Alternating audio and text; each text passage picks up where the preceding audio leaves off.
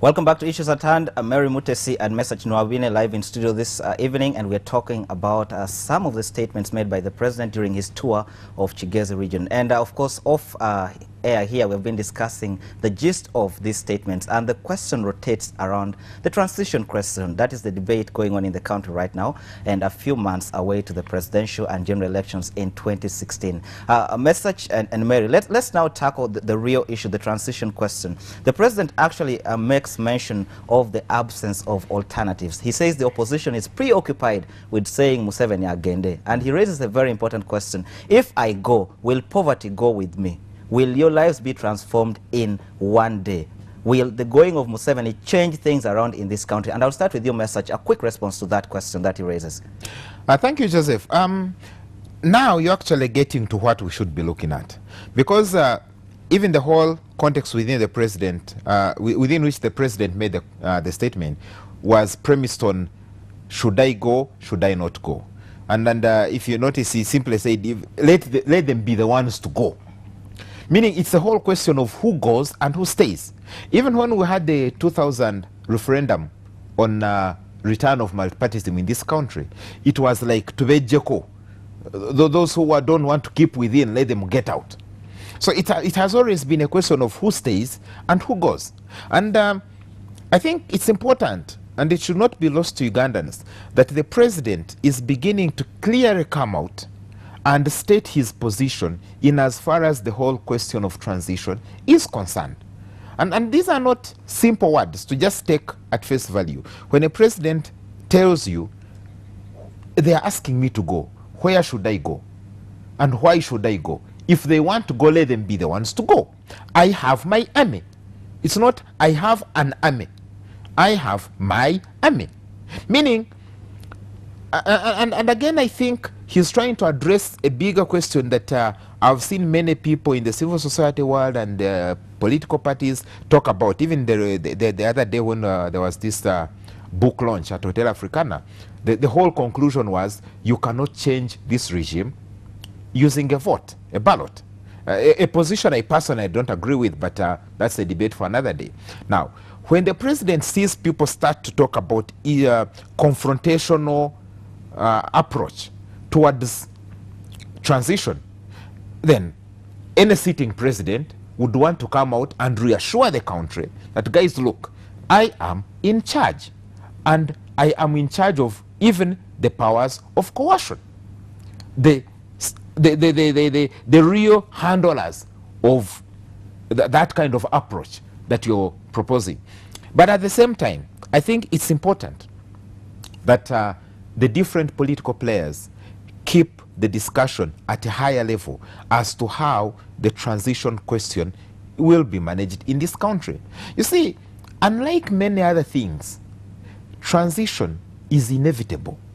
You can simply delay it, but you can never stop it. Because human beings are human beings. Today you're here, tomorrow you won't be. So whether today or 20 years down the road, there will be a transition. Okay. And the whole question that should preoccupy our minds now is, are we ready for that transition? When it comes, it's not if. When it comes, are we ready for it? And how much preparation are we doing? Whether in civil society, whether in opposition, whether in government, how much preparation is there to ensure that this transition takes place?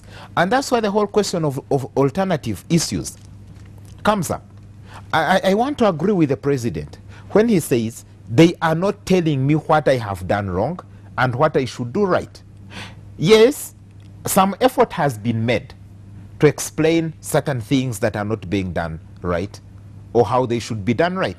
But I think there is still a very big need for whoever wants to capture the attention of Ugandans out there to clearly, in a very communicating manner, reach out to them and tell them this is what it ought to be. Okay, let's quickly pick up the views of Mary on that particular issue, the question raised by the president on alternatives. He says you're simply concentrating on saying I should go. Your quick response to that? And I really concur with him, because what seems to happen in Uganda to us, political analysts, civil society, actors, and all the other people, we seem to be missing the point. Does anyone in this country even understand what a transition is? Or are we just using an English word that we do not contextualize in the political sense of it? Because if you're speaking of a transition, transiting from what to what? Because to African studies and all those people who have done political science and all those studies, transitions have been conceptualized as transiting from a state of anarchy to now a stable state, transiting from a violent situation to now a more democratic and a more stable state. That is the contextualization. If we are speaking of transitions, we've seen a transition in Uganda taking shape. We've seen a transition that was ushered in 1986, and thank God we are about even to go for commemoration of the Liberation Day on 26th in Soroti. So it is a day of reflection. From that time, when a new wave was ushered in, we heard of the transiting now, the transition period, and then the stepping into a fully fledged democratic governance. Elections were held. In my opinion, transitions have actually taken place. So what kind of transition are Ugandans, civil society, political actors worried of? We've seen economic transitions from monopoly kind of economy to now a liberalized economy. The transition has been well managed. We've seen the social strata also changing in a particular way with this very government. We've seen active participation of special interest groups like women, the transition of power from a masculine kind of society, from a male-dominated society, to now seeing women on top of the game and doing what they are. They were transitions. They involved economic transitions, social transitions, and political transitions. Okay. What Ugandans seem to be getting wrong is that even the handover of power from one president to another entails a transition. But what are the 6 major statements or questions that we should be engaging? Okay. What should the civil society be pointing at if it is the greatest advocate of a transition? What should the opposition actors and political parties be asking? What are the key questions? Number 1, how do political transitions originate? If anyone can answer that question, then he will be directing the country to the right direction of a debate that should engage a transition. Question number 2. Okay. What are the modalities? The questions, let me just the questions are really many. I would prefer, yes. I would prefer that Message here is a key player in the civil society movement. And then when you ask that, important question, I'm sorry to say, Message actually looks more of a wolf. Putting on a sheep clothing. I would like him to respond to that first question. This is what I mean. You need to explain that. Get me wrong. Okay. You need to explain that. Yes, that particular question. He sounds more of an opposition activist than a civil society. Okay, I'll let him respond because to that. Because civil society actors present a balanced debate. Okay. But you seem to be of a mouthpiece of the opposition. Message, a quick response to that. A quick response to that. I think that's Mutesi's value judgment, but it's the wider community out there that would judge what's the balanced argument. I don't know what you want out of me. My intention is not to give you a balanced or unbalanced judgment. My intention is to give you the arguments as they are. Okay. Okay? And I will bring them out as they... Someone cannot talk about wolves and I come to debate goats because I want to bring a balance. Okay. I would still come here and talk about wolves. But Okay. we talk So of I substance. want to bring the arguments as they are. All right, and Mary raises an important question. I will call it Mary's theory of transition. She actually makes mention of a number of transitions that have taken place, and she appears to say you guys in civil society actually seem not to understand what a transition is. I'll let you make a quick response to that before I let her continue with her questions. You see, Joseph, when we were still in high school, there used to be this comic argument about history and discussing topics in history. And there was this story that someone was asked, he had spotted Ngoni and Bantu and those other things. Then they brought different things all together. So when he sat in the exam, his write-up was like, if you had asked about Ngoni, this is what I would have written. Okay. And he went on to write an essay on Ngoni. Maria, yes, the transitions are many. You can talk about different transitions. Even this WEBS today could be in this building. When the studio started, they were in, on Ginger Road, in the middle of town. Now we are here, we can say they transited from there to here. But we are talking about a transition based on a discussion arising out of a statement that someone made and actually contextualized the transition. It was a question of, I go or I don't go. So the transition we're talking about here is contextualized, and we must look at it in that realm. It's about transiting from one political leadership, and specifically at president level, But also to a remember, different he one. asked, Okay. why should I go? Exactly. He did not say, why should we have elections or something like that? Why should I go? Meaning, he is also recognizing the fact that it's a transitional debate based on his occupying State House or not occupying State House, and an alternative face presenting itself in State House. Okay. So I think the transition we are discussing is specific. Okay, I would think at this time we should pick the views of our viewers out there. If you can call us live in studio at this time and share with us a quick comment or question to the particular guests in studio. Here we're making sense of the statements made by the head of state during his recent tour of the Chigezi region, and the statements were particularly made in Kabale, actually. And live in studio this evening is Message Nwabine and Mary Mutesi. And Mary, you really have the 6 questions, but I wanted us to move a little faster and touch on another important issue as we wait for the calls. The statements made by the president in regard to the army. Message understands the language you spoke more than me, and he actually says the president personalized the army.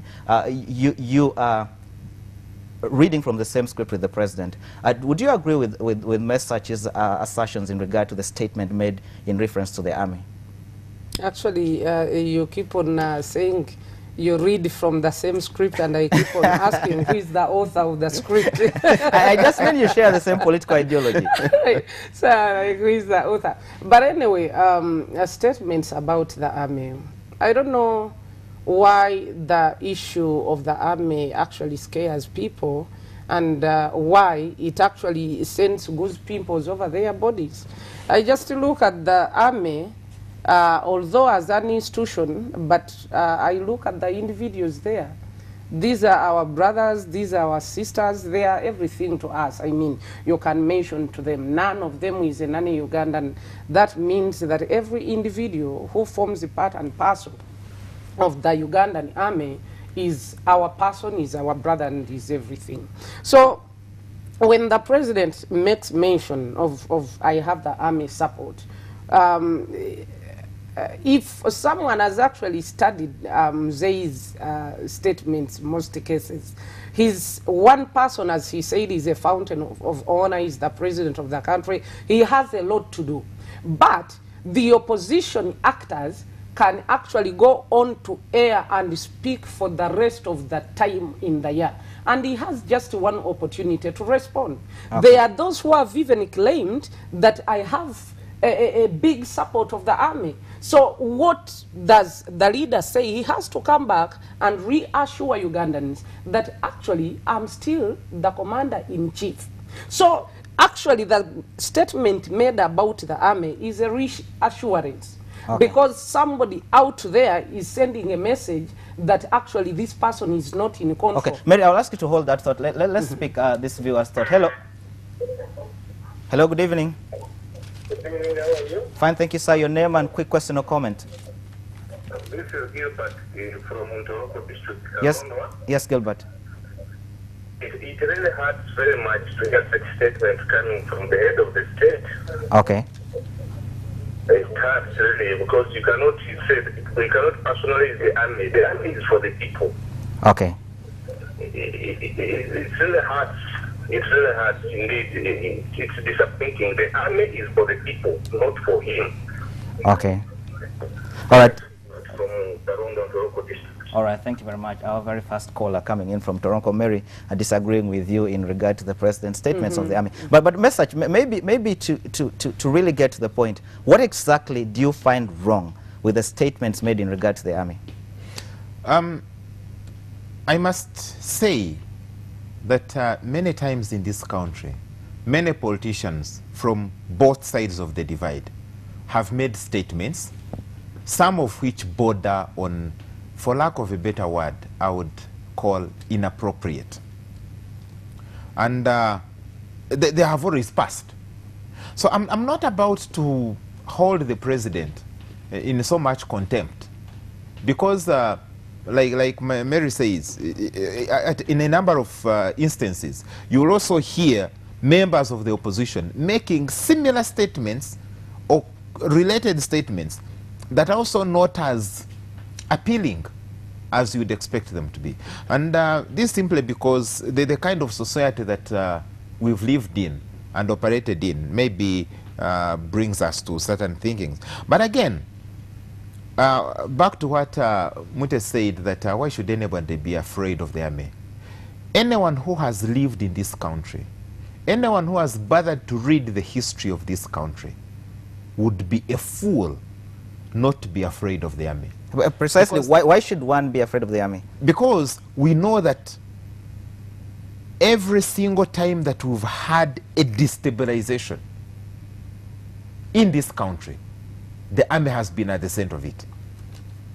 Yes, I also appreciate the fact that the stabilization is as well brought in by the army.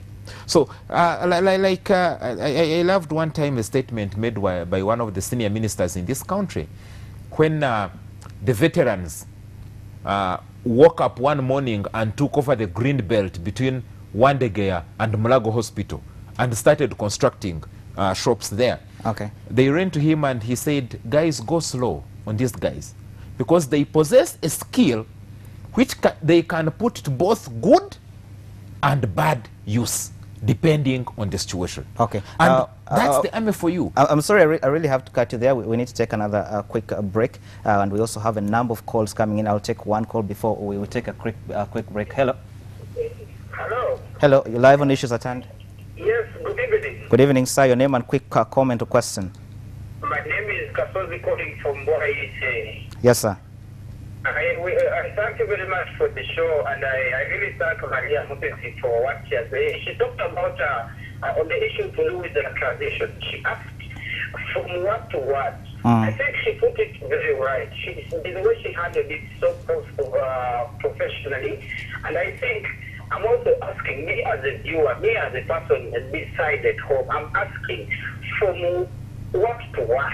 A transition from what to what? Thank you very much, Maria Mutesi. Okay. All right. At right about this time, we'll take another short break, and we come back. When we come back, we'll be touching on this. We'll be concluding on the issue of the army and as well as the question of support. The president said he as well has the support of the majority of Ugandans. All that discussion after a very short break.